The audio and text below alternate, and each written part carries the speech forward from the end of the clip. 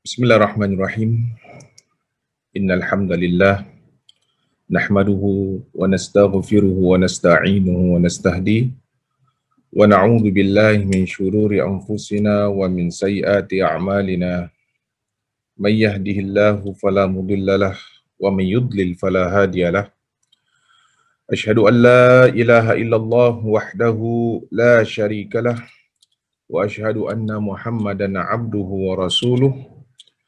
إلهنا أنت مقصودنا ورضاك مطلوبنا أعطنا محبتك ومعرفتك سبحانك لا علم لنا إلا ما علمتنا إنك أنت العليم الحكيم ربي إنا نعوذ بك من همزات الشياطين ونعوذ بك ربنا أن يحضرون ربي اشرح لنا صدرنا ويسر لنا أمرنا واحلل عقدة من لساننا يفقه قولنا ولا حول ولا قوة إلا بالله العلي العظيم. Assalamualaikum warahmatullahi wabarakatuh. Ila hadratin Nabi Mustafa Rasulullah sallallahu alaihi wa alihi wasallam wa ala alihi wa sahbihi ajma'in. Syai'ulillahi lahumul Fatihah. A'udzu billahi minasyaitonir rajim. Bismillahirrahmanirrahim. Alhamdulillahi rabbil alamin. Arrahmanir rahim. Maliki yaumiddin. Iyyaka na'budu wa iyyaka nasta'in. Ihdinas siratal mustaqim. Siratal ladzina an'amta 'alaihim ghairil maghdubi 'alaihim waladdallin. Amin. Alhamdulillah, syukur kita kepada Allah Subhanahu wa taala. Selamat kita bersua kembali dalam pengajian tafsir juz amma, iaitu tafsir surah Al-Fatihah. Apa khabar semuanya para jamaah Masjid Al-Istighfar, murid-murid saya, jamaah-jamaah, rakan-rakan FB yang saya kasihi. Syukur kepada Allah Subhanahu wa taala kerana pada kesempatan di pagi yang penuh dengan barakah ini, alhamdulillah kita dapat bersua kembali dalam meneruskan pengajian kita menuju ke arah menghayati tafsiran surah Al-Fatihah. Jadi tuan-tuan, puan-puan dirahmati Allah Subhanahu wa taala, kita masih lagi di bahagian awal daripada surah Al-Fatihah kita. Kemarin pada pelajaran yang lalu telah kita membincangkan tentang kelebihan basmalah. Jadi pembincangan ini agak luas tuan-tuan. Bila kita membicarakan tentang basmalah saja, Bismillahirrahmanirrahim ni, yang bererti dengan nama Allah yang maha pengasih lagi maha penyayang, itu pengertiannya sangat luas. Ulama telah menafsirkan berbagai-bagai tafsiran mengikut pada kemahiran, kepakaran mereka, kajian mereka. Ternyata besar fadilatnya bagi orang yang menghayati atau mendalami tentang tafsiran basmalah, iaitu Bismillahirrahmanirrahim. Sehingga ada ulama mendapati ada beberapa hadis Nabi SAW berkenaan dengan apa yang berkaitan dengan basmalah. Di antara salah satu hadis di mana Rasulullah SAW pernah menyatakan, kullu amrin dzibalin la yubda'u bi bismillah fahuwa ajzam. Yang bermaksud setiap perkara penting menurut pada syariat yang tidak dimulai dengan bismillah, maka perkara itu akan terputus, yakni tidak akan mendapat keberkahannya. Bukan itu saja hadisnya, malahan ada juga hadis yang lain di mana Rasulullah menyatakan dalam riwayat dan lafaz yang lain, kullu amrin dzibalin la yubda'u fihi bi bismillah. Dalam riwayat yang lain, fahuwa aqta'. Ada riwayat yang lain, fahuwa abtar. Yang bermaksud setiap perkara, apabila anda lakukan satu perkara tidak dimulakan dengan Bismillahirrahmanirrahim atau basmalah, maka amalan itu boleh jadi terputus. Atau amalan itu akan kurang keberkahannya. Jadi di sini ulama memberikan suatu kesimpulan bahawa setiap perkara yang kita lakukan seharusnya dimulakan dengan basmalah. Digalakkan dengan apa jua perkara anda lakukan. Macam kita bincangkan pada pelajaran yang lalu, apabila kita hendak membaca kitab, mulakan dengan basmalah. Bila anda hendak belajar dan mengajar, anda mulakan dengan basmalah. Sehingga dalam perkara yang diharuskan pun juga digalakkan kita untuk membaca basmalah. Kerana apa? Setiap perkara baik bila anda lakukan, kadang-kadang kita tak tahu apa keberkahannya. Sehingga Nabi suruh kita membaca basmalah. Dan Alhamdulillah setelah kita baca basmalah, rupa-rupanya keberkahan itu mungkin berupa nikmat, mungkin berupa pahala, mungkin berupa perkara itu akan jadi bawa kebaikan pada kita, mungkin berupa keselamatan bila awak lakukan satu perkara itu. Asalkan niat awak nak melakukan perkara itu adalah perkara yang baik, perkara yang diizinkan dalam agama, perkara yang tidak ada unsur dosa dan maksiat. Anda boleh gunakan pendekatan dengan pembacaan basmalah sebagai permulaan amalan yang awak lakukan itu. Jadi kalau kita lihat di sini, ada keutamaan basmalah ni, seperti mana Imam Ahmad bin Hanbal dalam musnadnya meriwayatkan daripada seorang yang dibuncing oleh Nabi sallallahu alaihi wasallam berkata, tunggangan Nabi sallallahu alaihi wasallam tiba-tiba tergelincir, maka aku katakan celaka syaitan. Jadi Nabi sallallahu alaihi wasallam bersabda, la taqul ta'isa syaitan fa innaka idza qulta dhalik ta'azama hatta yakuna mithla al-bait wa yaqulu biquwwati walakin qul bismillah fa innaka idza qulta dhalika tasaghar hatta yakuna mithla adh-dhubab. Yang bermaksud, jangan engkau mengucapkan celakalah syaitan. Maka kerana ada satu hamba Allah yang membuncingi Rasulullah naik binatang tunggangan, tiba-tiba tergelincir, jadi dia termaki syaitan. Dia cakap syaitan ni celaka betul lah syaitan ni. Jadi Nabi kata, jangan kau mengatakan sesuatu kepada syaitan dengan memaki hamun, ya, dengan kau mengatakan celakalah syaitan, kerana jika engkau mengucapkannya, maka ia akan menjadi membesar. Syaitan tu akan jadi membesar dan berkata, dengan kekuatanku, aku akan jatuhkan dia. Dan jika engkau mengucapkan bismillah, maka ia akan menjadi kecil sehingga seperti seekor lalat. Nah, tuan-tuan, puan-puan dirahmati Allah Subhanahu wa taala, para pendengar yang saya kasihi. Jadi ini kita lihat bagaimana dalam hadis ini, di mana Rasulullah sallallahu alaihi wasallam menyatakan dan mengajarkan kepada kita, kalau kita sampai dia mengalami suatu kecelakaan secara tak sengaja, secara tak langsung, secara tidak diduga, atau mungkin kita tersandung, atau mungkin kita dalam keadaan salat sekalipun, tiba-tiba ada gangguan was-was, tiba-tiba ada gangguan, kita kata dari sudut kita punya keraguan dalam ibadah kita umpamanya, tuan-tuan. Jangan kita sampai mengatakan kurang ajar punya syaitan, jahat punya syaitan, celaka punya syaitan, macam-macam kita hamun. Jangan kita hamun. Tetapi hendaknya kita baca apa? Bismillah, atau kita baca a'udzubillahi minasyaitonirrajim. Ya? Bila kita baca nama, sebut nama Allah dengan isti'adzah atau dengan nama Allah bismillah saja, maka syaitan itu akan semakin mengecil, semakin mengecil dan semakin mengecil. Jadi syaitan ni kalah dengan kalau kita sebut nama Allah, daripada kita makin hamun kat dia, dia makin membesar. Sampai Nabi kata apa? Dia boleh membesar sampai seperti sebuah rumah yang besar. Syaitan ni boleh jadi besar sampai sebuah rumah yang besar. Ibarat kata macam itulah. Tetapi kalau kita gantikan dengan menyebut nama Allah, a'udzubillahi minasyaitonirrajim, astaghfirullahalazim, la haula wala quwata illa billahil azim. Tidak-tidaknya dengan bismillah lah. Maka syaitan dia akan makin kecil. Dia akan makin kecil dan terus makin kecil seperti kecilnya seekor lalat. Ini dia. Okey. Jadi oleh kerana itu, dalam apa jua perkara ulama mengajar kita apa dia? Setiap apa yang kita nak lakukan, Maka sayugianya lah kita digalakkan, mulakanlah apa aktiviti anda, permulaan aktiviti anda dengan bacaan basmalah.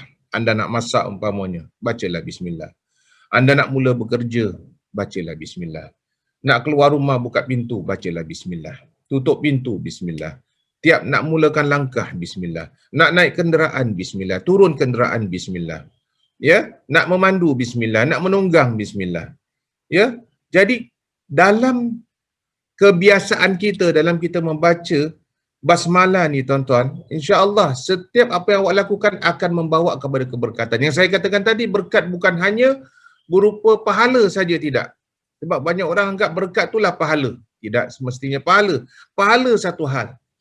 Tetapi kebaikan daripada bacaan basmalah anda, kadang-kadang ini boleh jadi suatu perisai daripada malapetaka. Dia jadi boleh jadi pelindung daripada segala sesuatu yang tak diingini berlaku dalam diri kita. Maka biasakanlah diri kita ni tuan-tuan dengan mengucapkan bismillahirrahmanirrahim.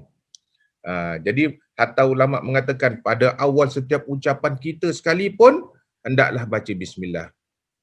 Jadi macam kita kalau nak sampaikan, macam para ustaz-ustaz, ulama-ulama kalau nak sampaikan ceramah pun, dia sebelum beri salam ataupun dia akan beri salam dulu, atau dia belum beri salam diucapkan dengan nama Allah dulu, bismillahirrahmanirrahim, sebagai ucapan utama dia. Dengan nama Allah yang Maha Pengasih lagi Maha Penyayang, baru dia mulakan dengan hamdalah atau dimulakan dengan salam. Pasal apa? Setiap ucapan kita ni pun juga kadang-kadang boleh terlepas kata, ya, boleh berlaku ketelanjuran tanpa disengajakan. Takut apa yang kita sampaikan ini takut membawa kepada kekeliruan, kecelaruan, membawa kepada terkasar bahasa umpamanya. Jadi mudah-mudahan dengan berkat bismillahirrahmanirrahim yang kita baca dalam awal ucapan kita akan dilancarkan oleh Allah Ta'ala. Allah Ta'ala akan berikan ilham yang baik dalam penyampaian anda. Jadi siapa pun kedudukan kita sebagai seorang Muslim, tak kira dia ni ulama ke bukan, orang biasa ke orang kecendekiawan, maka kebijaksanaan seorang Muslim itu bila nak mulakan sesuatu tu, mulakanlah dengan bismillahirrahmanirrahim. Jadi pada kita lihat sampaikan nak masuk toilet pun digalakkan kita juga untuk baca bismillahirrahmanirrahim. Kemudian bila kita nak berwuduk sekalipun, kita juga digalakkan baca bismillah walaupun dalam keadaan dalam hati. Walaupun kita tak baca dengan kuat, kita baca dalam hati pun kita digalakkan dengan bacaan bismillahirrahmanirrahim dengan dalam hati tanpa suara. Begitulah. Sampaikan Rasulullah pernah mengatakan dalam satu hadis, la wudu'a liman lam yadhkur ismallah alaihi. Tidak dinamakan wuduk kalau anda berwuduk itu tidak dimulakan dengan bacaan bismillahirrahmanirrahim. Jadi bacaan bismillah itu adalah lebih digalakkan dalam soal ibadah. Macam wuduk ni kan ibadah. Jadi lebih digalakkan dalam kita membaca basmalah. Kalau salat itu ibadah, mulakanlah salat, mulakan dengan basmalah. Ya, jangan terus niat, terus kita takbir. Tapi mulakan dengan basmalah dulu. Okey, baik. Kemudian sampai Nabi dalam satu hadis bahawa Rasulullah SAW pernah bersabda kepada anak tiri beliau. Siapa anak tiri beliau ni? Umar bin Abi Salamah. Di mana Rasulullah menasihatkan anak tirinya dengan mengatakan apa? Ya ghulam samillah wa kul biyaminik wa kul mimma yalik.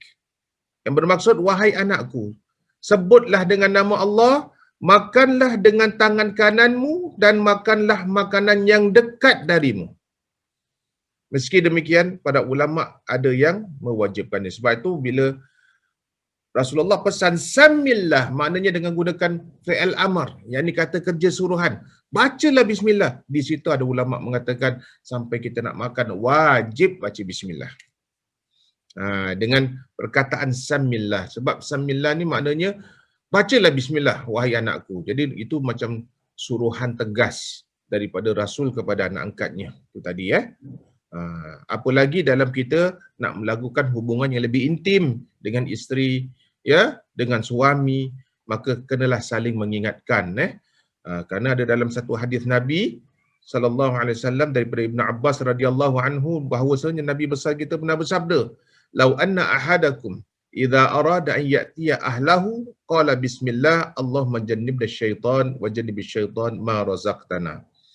Fa innahu an yuqaddar bainahuma waladun fi dhalika lam yadurhu syaitan abada. Secara ringkasnya apa kata Nabi? Apabila salah seorang daripada kamu hendak mendekati pasangannya atau hendak mendekati ahli keluarganya, iaitu suami nak mendekati isteri, isteri nak mendekati suami, maka bacalah bismillah dengan nama Allah.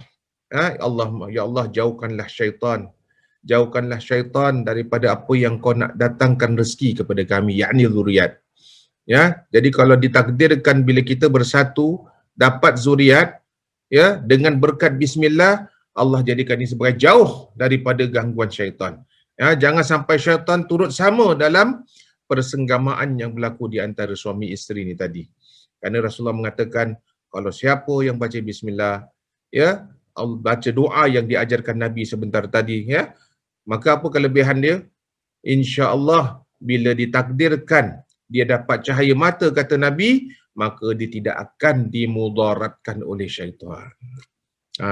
Ini sebab tu kadang-kadang kalau kita lihat setengah-setengah orang ni ada yang datang mengadu, "Ustaz, tolong anak saya kena ganggu, menangis, tak boleh asyik menangis setiap malam. Ustaz, tolong anak saya ni asyik terpekik-pekik, dia terbeliak mata tengok atas, tapi kita tengok tak ada apa-apa. Kenapa dia kena ganggu syaitan, Ustaz?" Ini sebab kadang-kala ketika mungkin sahaja sebelum anda berjimak atau bersatu dengan si kamu, mungkin kamu lupa nak baca. Jadi bila kita lupa nak baca bismillah, kita baca doa ni, jadi syaitan senang-senang akan ganggu. Perkara ni walaupun diingatkan selalu, kadang kita pun boleh jadi lupa juga bila dalam keadaan kegairahan. Jadi itu sebab kita jangan sampai perkara ini kita abaikan. Sebab bila kita bersatu dengan isteri, jadi kita kata benih yang masuk dalam faraj wanita isteri kita ni tadi ke dalam rahim, itu kalau tak dibaca, nanti syaitan pun juga akan masuk. Syaitan pun akan juga selit untuk dekat pada zuriat tersebut. Nanti suatu hari nanti bila dia dilahirkan, dia akan ada potensi untuk dapat gangguan. Bukanlah semesti saya kata kalau orang baca pun tak kena ganggu. Kadang-kadang orang baca pun kena ganggu, tapi potensinya jauh. Potensinya sukar. Kalau anda setiap kali nak bersatu, kita tak tahu dalam banyak kali kita bersatu, kita tak tahu yang mana satu yang akan dapat zuriat. Kan bukan kata sekali bersatu terus dapat zuriat, sekali bersatu terus dapat zuriat. Kita tak tahu yang mana satu. Ya, kebetulan ketika awak bersatu, isteri sedang subur. Ya, kemudian awak pula terlupa nak baca bismillah dan minta perlindungan pada Allah Subhanahu Wa Taala. Maka ini yang membikinkan anda punya zuriat kadang-kala boleh terganggu daripada syaitan ini tadi. Baik. Tuan-tuan dan puan-puan dirahmati Allah Subhanahu Wa Taala. Di sini ada satu perkara lagi yang saya nak terangkan kepada anda tentang makna bismillah. Makna bismillah saja. Okey, dalam ada ulama mengatakan ada 4 pendekatan. Ada 4 pendekatan berkenaan dengan bacaan bismillah ni tadi. Dalam satu kenyataan, dia terkait dengan ayat yang disebut oleh Rasulullah menerangkan sebagaimana riwayat Ibnu Mardawih dari Buraidah. Beliau bersabda, telah diturunkan kepadaku satu ayat yang tidak pernah diturunkan kepada seorang nabi lain selain daripada Nabi Sulaiman, iaitu Bismillahirrahmanirrahim. Maka Nabi mengatakan, tak ada bismillah ni diturunkan kepada seluruh nabi-nabi dan rasul melainkan hanya pada Nabi Sulaiman. Dan ayat ini yang sama diturunkan ke atas aku. Jadi Nabi Sulaiman dapat kelebihan dengan bacaan basmalah Bismillahirrahmanirrahim, dan begitu juga kepada junjungan Nabi besar kita Nabi Muhammad sallallahu alaihi wasallam. Nak katakan bahawa basmalah tu bukan semua nabi dapat. Bukan semua rasul yang perolehi kelebihan basmalah ni tadi. Hanya dapat di kalangan 2 nabi. Itu pun Nabi Sulaiman dengan junjungan Nabi besar kita Nabi Muhammad sallallahu alaihi wasallam. Jadi Uthman bin Affan dia pernah bertanya dengan makna basmalah. Apa makna basmalah ni ya Rasulullah? Ya, maka beliau sallallahu alaihi wasallam menjawab, sesungguhnya ia adalah salah satu daripada nama-nama Allah yang agung. Ya, begitu dekatnya basmalah dengan nama Allah seperti dekatnya biji mata yang hitam dengan biji mata yang putih. Jadi nak katakan apa bismillah ni dengan nama Allah, dengan kita sebut dengan nama Allah bismillah saja, ia adalah merupakan salah satu nama yang Allah gunakan dengan nama yang paling agung. Kita tahu nama Allah ni ada banyak, tuan-tuan. Ada 99 nama dalam Asma'illahil Husna. Tetapi Allah pilih kalimah Allah dijadikan bismillah. Kalau nak katakan bismillahirrahman pun boleh, nak kata bismillahirrahim pun boleh, bismil Qudus pun boleh, tetapi Allah tetap pilih ajar kepada Nabi dengan bacaan bismillah.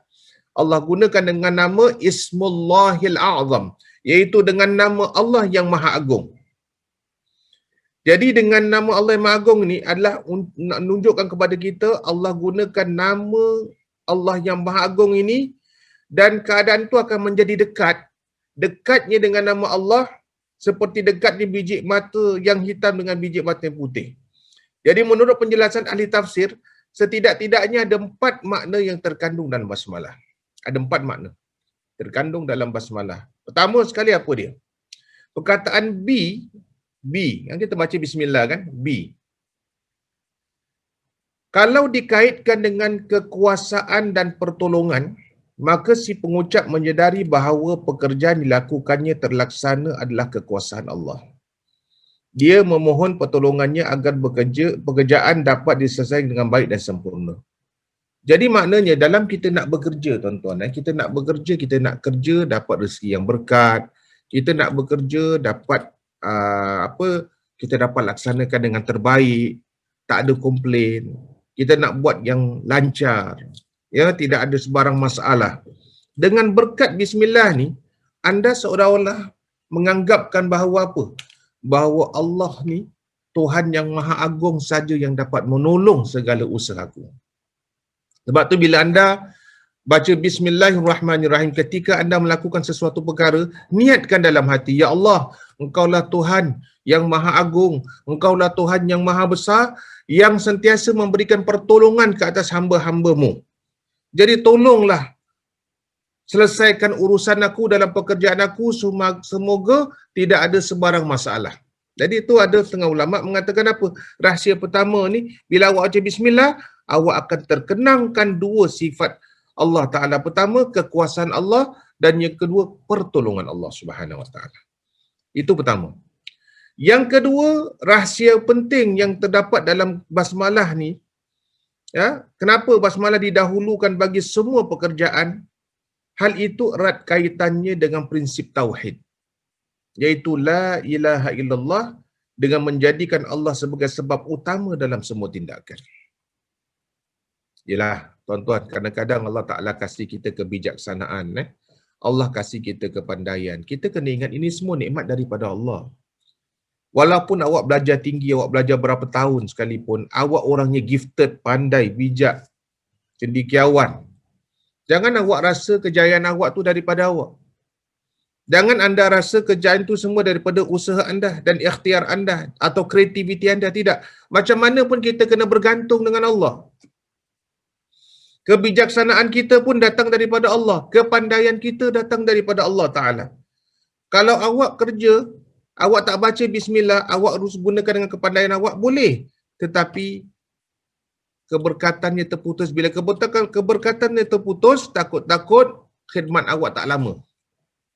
Tapi dengan awak istiqamah, awak membaca bismillah, dengan awak niatkan yang bahawa Allah Maha Berkuasa, Allah sentiasa memberikan pertolongan. Bukan itu saja, awak menganggap bahawa dengan awak mengucap dengan nama Allah yang tiada Tuhan melainkan Allah, Allah akan jadikan semuanya sebagai satu sebab tindakan. Apa saja kita hajatkan, semua akan digabulkan oleh Allah Ta'ala.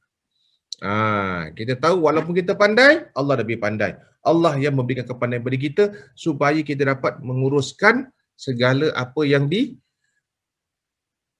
kita rancangkan dan akhirnya menjadi kebaikan segala apa yang kita usahakan, insya-Allah. Kemudian yang ketiga apa dia? Rasa dia. Allah adalah zat yang wajib satu-satunya yang mempunyai hak segenap pujian. Dan nama termulia yang pernah ada tatkala seorang Muslim menyebut nama Allah dengan basmalah, berarti dia telah mendeklarasikan nama teragung di alam semesta. Jadi kita tahu bahawa memang kalau tidak dengan kekuatan yang Allah berikan pada kita, kita tak akan mampu nak menguruskan atau nak mengendalikan apa pun tugas kita.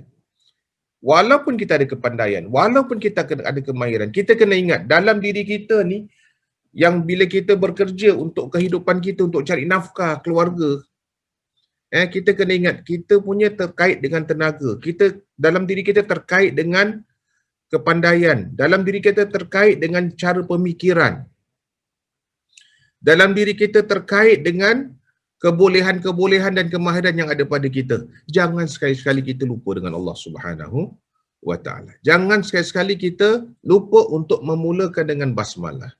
Ibarat kata, takut-takutnya awak dikira hamba yang sombong, tidak mengharapkan apa-apa daripada Allah Ta'ala. Ialah kalau kita terlupa tak sengaja tak apalah tuan-tuan. Ya, tetapi kalau kita dah belajar macam sekarang ni, dah tahu kelebihan basmalah ni terbagi kepada 4 pendekatan, di mana tadi kita cakap tentang kekuasaan dan pertolongan Allah. Yang kedua, kita kata bahawa tak ada siapa pun yang boleh memberikan kita kekuatan melainkan Allah. Yang ketiga, kita kata bahawa Allah Ta'ala akan memberikan ilham kepada kita untuk cari jalan keluar jika ada masalah yang kita hadapi dalam pekerjaan kita. Dan yang keempat, bila kita baca Bismillahirrahmanirrahim, iaitu apabila dua sifat kesemuanya ditekankan dalam basmalah kita dengan sifat Ar-Rahman Ar-Rahim.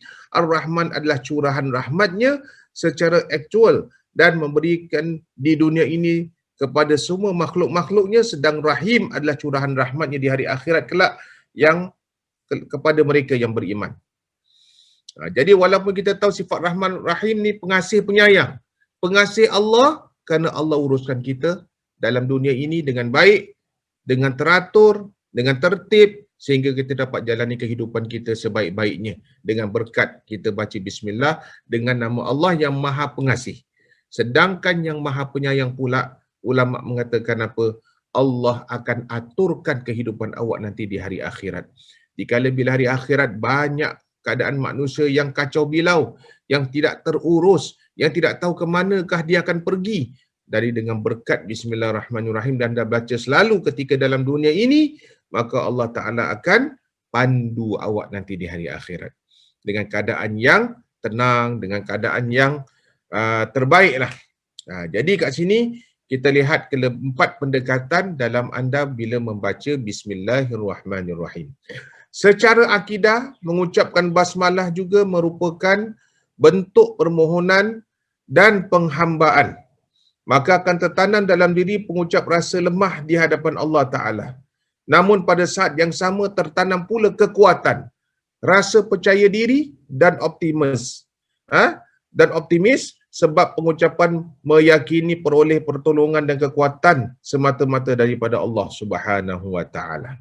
Dan apabila satu pekerjaan dilakukan atas bantuan Allah, pasti ia sempurna, indah, baik dan benar kerana sifat-sifat Allah berbekas pada pekerjaan tersebut.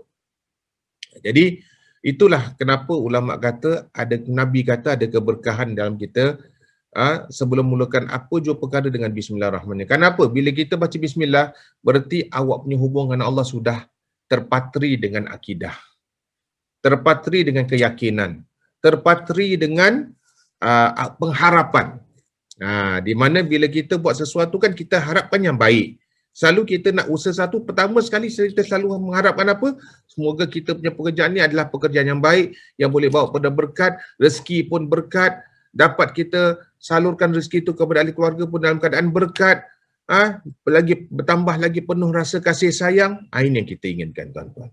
Jadi jangan pernah putus dengan kita menyebut basmalah tiap kali bila kita melakukan suatu perkara, tiap kali kita melakukan satu pekerjaan. Baik, tuan-tuan dan puan-puan dirahmati Allah Subhanahu wa Ta'ala. Saya rasa insya-Allah lepas ni kita akan belajar tentang khasiat basmalah. ya, khasiat basmalah yang akan kita pelajari insya-Allah pada kesempatan akan datang pada minggu depan. Ah, kita nak mengkaji dan nak menghayati apakah kelebihan basmalah ni dengan kita ucapkan bismillahirrahmanirrahim. Dengan perkataan bismillah saja ulama-ulama telah mendatangkan banyak pendekatan-pendekatan untuk mendapatkan syifa, untuk mendapatkan penawar, untuk mendapatkan kebaikan dalam hidup, dan dengan berkat bismillahirrahmanirrahim. Jadi insya-Allah tuan-tuan, minggu depan kita akan bahaskan tentang kelebihan yang ada dalam basmalah, bismillah. Baik, itu saja pendekatan yang saya nak sampaikan kepada anda. InsyaAllah dengan apa yang kita pelajari ini sama-sama lah kita dapat manfaatnya insyaAllah.